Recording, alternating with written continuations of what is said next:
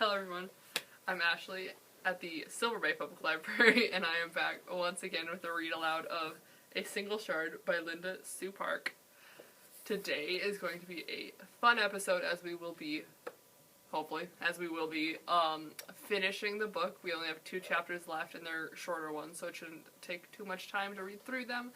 And then on Friday we will be starting a new book, which I have yet to pick out, but I will hopefully choose a fun book for us to read for next time.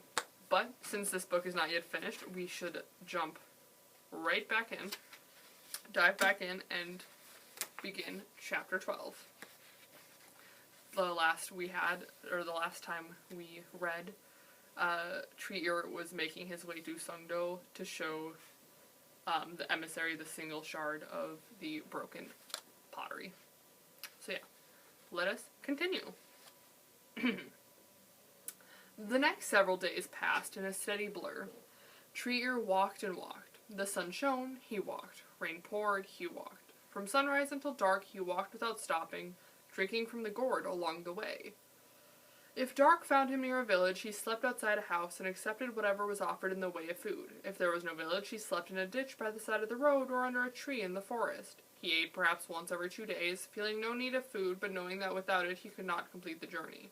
Only once did he pause. A low range of mountains made a bowl of a valley cut through by a beautiful river. After crossing the valley, Treeer stopped on a peak at the far side and looked back. He knew that the scene must be even lovelier than it now looked to him, viewed as it were through a fog of exhaustion that blurred his senses and his mind.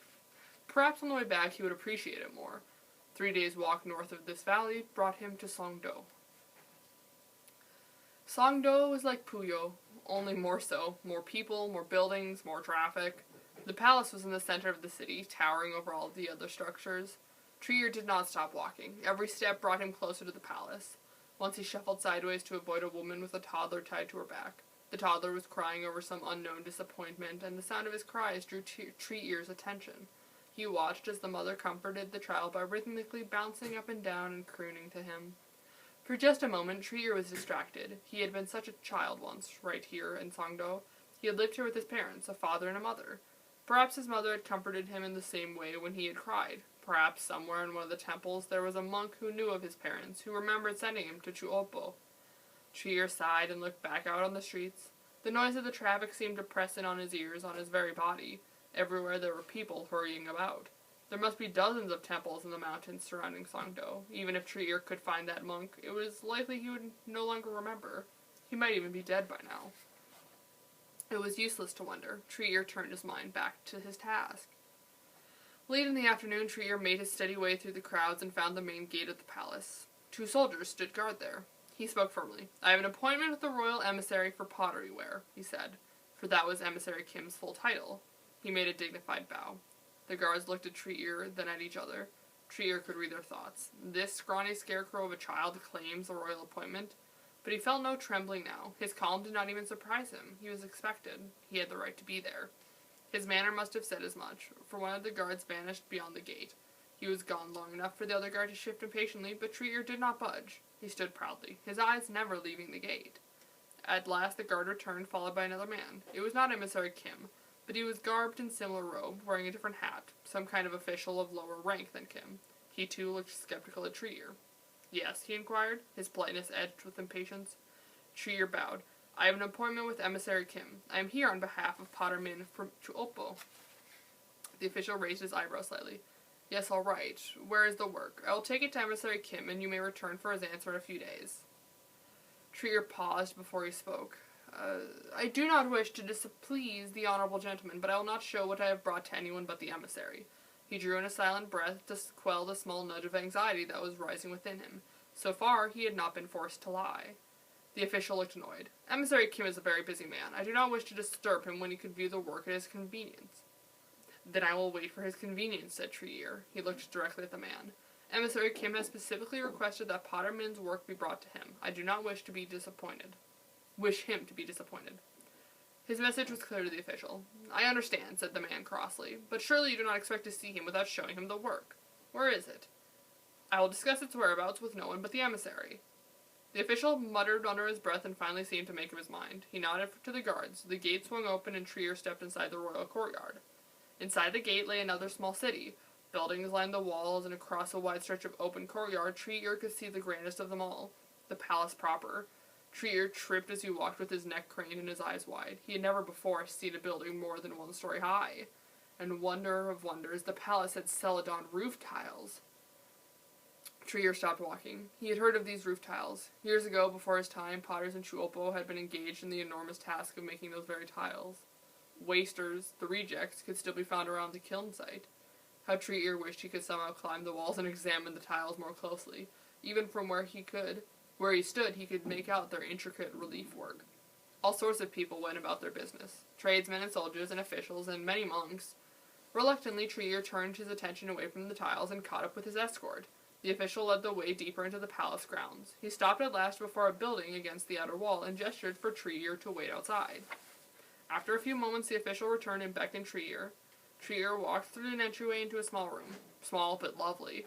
Shelves along one wall held celadon vessels. Trier could see at a glance that each piece was of the highest quality. The official who had led him in moved to stand at one side of the door in the stance of an assistant. Emissary Kim sat at a low wooden table. He was writing rapidly on a scroll, the brush racing across the paper, leaving behind a trail of perfectly formed characters. Trier could not read, but he could see the skill of Kim's calligraphy. Kim wiped the brush carefully on the inkstone. He picked up the scroll and carried it to a shelf where it would dry. Then he returned to the table and sat again. He folded his arms and looked at Trier. Trier bowed low. As he bent down, his courage suddenly fled, leaving his knees as weak as reeds. I must be hungry, he thought, as he straightened his body, incredulous that he could think of such a thing at such a moment. You are here from Chuopo, from Potter Min, the emissary stated. Yes, honorable sir. The emissary waited. Well, he said, where is the work? Trier swallowed hard. Sir, on my way here, I was set upon by robbers. They destroyed my master's work. The assistant stepped forward in anger. I shall slow down my reading. I apologize.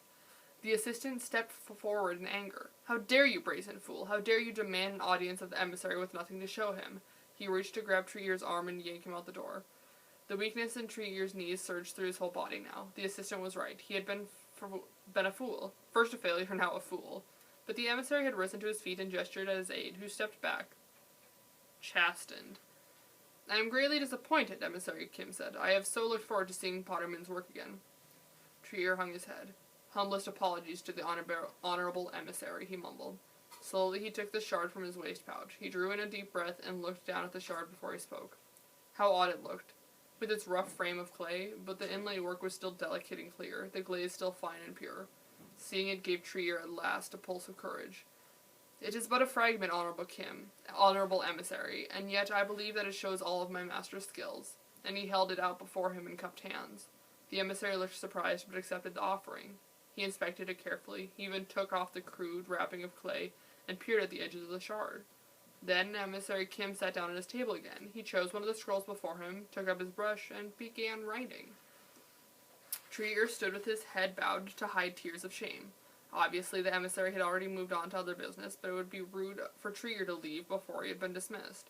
He wondered if he should take back the shard, which emissary had placed carefully on the table. Amid his despair, Trier still felt grateful. Grateful that the emissary had not laughed in his face for the stupidity of traveling all the way with only a single shard to show. At his side, he heard the assistant gasp in surprise. The emissary had beckoned the man and was showing him the scroll. Go, see that it is done, said the emissary. Master, the assistant hesitated. How is it that a commission can be awarded without seeing the work? The man's courteous words could not mask the disapproval in his voice. I understand your skepticism, the emissary answered patiently, but I have seen this man's work in Chuopo and again here. He bent and picked up the shard from the table. Do you see this? Radiance of jade and clarity of water. That is what it is said about the finest celadon clays. It is said of very few pieces. He paused for a moment and held the shard up before him. I say it of this one, and the inlay work, remarkable. His voice faded for a moment as he gazed in obvious admiration at the shard. Then he handed the scroll to the assistant. Now go and do as I bid you. The assistant bowed abruptly and left. Emissary Kim looked at Trier. There were kindness in his eyes, like Crane Man's, like Ajima's. I have written orders for him to secure your passage back to Chuopo by sea, he said. You will go and deliver a message to your master for me. I am assigning him a commission. Tell me, have you worked for Potter Min long?" Treear was reeling from the man's words, spoken in such a calm, ordinary voice. Through a haze of disbelief and confusion, he heard himself answer, "1.5 years, honorable sir." "Good, then perhaps you can tell me, for your master to do his best work, how many pieces per year might I expect from him?" Concentrating on the answer to the emissary's question helped steady Treear. "I think 10, not fewer, but not many more." He looked up and spoke with quiet pride. "My master works slowly." The emissary nodded solemnly, as well he should. He bowed his head to Treear. "If you have need of shelter here in Songdo, my assistant will see to it that you are housed and fed until the boat sails. Your coming is greatly appreciated." Treear wanted to laugh, to cry, to fling his arms around the emissary and dance wildly around the room. Instead, he bowed all the way to the ground. He could not speak, but prayed that the emissary understood his silent thanks. There were some things that could not be molded into words. And that was the end of chapter 12. As I said, though, we are going to finish with chapter 13, so let us just continue onward. The journey by sea was much faster than the journey across land. After the first day, when he had been sick, both from excitement and from the rolling of the deck, Treear enjoyed watching the sea and all its changes, and the sky looked different, much larger than it looked over land. Still, his main feeling during the journey was one of tingling impatience. At last, the boat drew near Chuopo, and Treear leaned eagerly over the side. How familiar the village looked, even from this strange new angle. In his eagerness, Treear had to stop himself from leaping into the sea when the boat was still far from shore. The final stretch of the trip, from deep water to the beach in a small rowboat, seemed to take the longest of all. From the landing beach, Treear hurried toward the village. He had decided to go to Min first, to deliver the message about the commission, then return to the bridge to tell Crane Man of the news. No one answered his call at the front of the house, so Treear walked around to the back. Ajima was in the vegetable patch, crouched over with her back to him. He cleared his throat. "Ajima?" She rolled around so quickly that for a moment he feared she would fall over. "Treear," she exclaimed, her face breaking into the 1,000 wrinkles of her smile. "You are safely returned." "Yes, Ajima." The day was chilly, autumn fully arrived, but her welcome swept over Treear like a warm breeze. He bowed and could not help himself from smiling in return. "Is the master home?" "He is at the draining site." She hesitated as if making a decision, then spoke again. "You have news for him?" Treear felt his smile grow broader. "Yes, Ajima." He bowed again to her and scampered through the yard toward the stream. Treear slowed to a walk as he neared the clearing. He balled his fists tightly to contain his excitement. "Master Potter," he called. Min was stirring the clay in the drainage bed. He put the paddle down and wiped his hands on a rag. "You are back," he said simply. Treear bowed. "I saw the royal emissary," he said, trying to keep his voice from sounding too important. "He has assigned you a commission."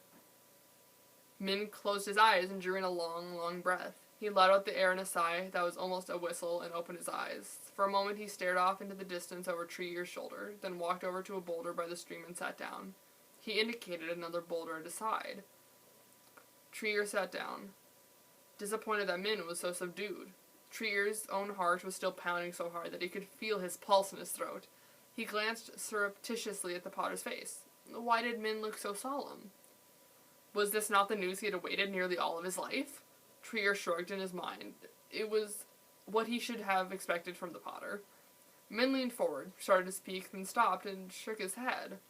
"I am sorry, Treear," he said at last. "Your friend from under the bridge." Treear froze. Crane Man?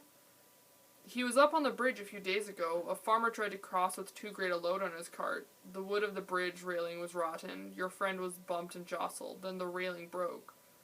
Treear closed his eyes. He wanted Min to stop talking. Min leaned forward and put his hand on Treear's shoulder. "The water was so cold. Your friend was old. The shock was too great for his heart." Treear felt very strange. It was as if he had stepped out of his body and was watching himself listen to Min. This other, detached Treear noticed that Min's eyes were soft, his face gentle. It was the first time Treear had ever seen him so. Min was still speaking. "I am told that it was very sudden, Treear. Your friend did not suffer." He reached into his waist pouch and drew forth a small object. When they pulled him from the river, he was clutching this in his hand. It was the little ceramic monkey, still on its crude string. Min held it forth, but Treear could not move to take it. Tree Ear heard Ajima's voice then. She seemed to appear out of thin air at his side, or had she been there the whole time? The sounds and sights around him were wavering, as if seen and heard through water. Tree Ear, you will stay with us tonight, she said. With his thoughts still outside his body, Tree Ear watched himself stand and allow Ajima to lead him back to the house. Min called after them. It is fine work, Tree Ear, he said. The words came to Tree Ear as if from a great distance. His ears could not be trusted. Perhaps he had only imagined them. He and Ajima stepped over the threshold. The part of Tree Ear's mind that was still working marveled at this. He had never been inside the house before. He caught glimpses of Min's work, a fine teapot on a shelf, an inscribed jar that held cooking tools. The room seemed neat and spare, but not cold with tidiness. Ajima showed him to a small, narrow room with a sleeping mat already unrolled, then left him alone. Tree Ear lay down on the mat. He closed his eyes to the light and his mind to what he had just heard, and fell into a deep, dark hole of sleep. The next morning, Tree Ear rose long before the temple bell. He left the silent house and walked to the stream, where he stood staring at the motion of the current. Then he bent and picked up a flat stone, but threw it so carelessly it did not skip at all. It dropped into the water with a loud plunk. Tree Ear threw a second rock, then a third. Suddenly he was hurling a barrage of rocks into the water, one after the other, harder and harder, until the water roiled and foamed beneath the rain of rocks. In a senseless frenzy, Tree Ear threw leaves and sticks and clods of dirt, whatever he could get his hands on. Finally, he had no breath left. He bent over, clutching his stomach and panting, then knelt in the mud of the stream bank and watched the troubled water subside. If he hadn't volunteered to take Min's work to Songdo, what then? He might have been there. He could have helped. The current carried a drifting leaf into a little eddy. Tree Ear's thoughts whirled back to the day that he had given his friend the gift. He recalled Crane Man's solemn pleasure and how he had immediately sought a piece of twine to keep the monkey near him always. Crane Man had never even hinted that Tree Ear should not make the journey. He had been proud of Tree Ear's courage. Memories layered themselves in Tree Ear's mind. Crane Man's willingness to discuss things with him, the stories he told, the mountain secrets he shared, his reading of the world around them, the way he loved a joke, even at the expense of himself or his bad leg. Another recollection broke through his thoughts like a fish breaking the surface of water. Wherever you are on your journey, Crane Man, Tree Ear whispered, I hope you are traveling on two good legs. The tears came then. The sound of the temple bell cut through Tree Ear's muffled sobs. He rose shakily, washed his face in the stream, and walked slowly back to the house. Min was waiting for him in the yard, with the cart and the axe. Wood today, Tree Ear sighed to himself. Nothing had changed. Everything was as it had been before his journey. No, not the same at all. Crane Man was gone. Tree Ear shivered. How could he endure the coming winter alone in the dank vegetable pit? Min handed him the axe. Large logs, he barked. At minimum, the girth of a man's body. Tree Ear frowned. Why so large? True, such logs could be split to fit through the kiln openings, but this required extra work. What's the matter with you, boy? Do you not understand that I have been assigned a royal commission? Do you not realize how much work it will be? Tree Ear hung his head as Min's scolding continued. How am I to do it all myself? How are you to help me if you do not have a wheel of your own? And how is the wheel to be made if you do not fetch logs of considerable size? Go! Min gestured impatiently toward the mountains. Tree Ear had already turned to leave when the full import of Min's words reached his understanding. A wheel of your own? Min was going to teach him to throw pots. Tree Ear glanced over his shoulder, a foolishly wide grin on his face, but Min had already gone back inside, and it was Ajima who waved to him from the yard, beckoning him to return for a lunch bowl. Be home in time for supper, she said, as she handed it to him.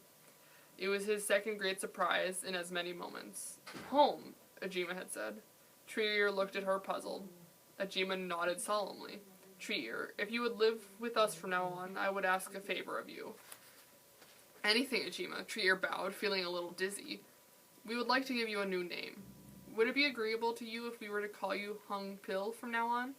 Tree Ear ducked his head quickly, recalling that the son of Min had been called Hyung Gu, a name that shared a syllable. It was an honor bestowed on siblings. No longer would Tree Ear go by the name of an orphan. He could only nod wordlessly, but he felt Ajima's smile on his back as he turned away. Then we will see you at supper time, Hyung Pil, she called softly. Tree Ear began to jog down the path, the cart bumping before him. He had too much to think about and felt lost in the bewildering welter of his thoughts. Crane Man? A wheel of my own? A home with a Jima and a new name? Min will teach me to throw pots? Crane Man? Trier shook his head hard, like a dog shaking off water. He groped about in his mind for an image that would calm him. A prunus face, with a plum branch to complete its beauty.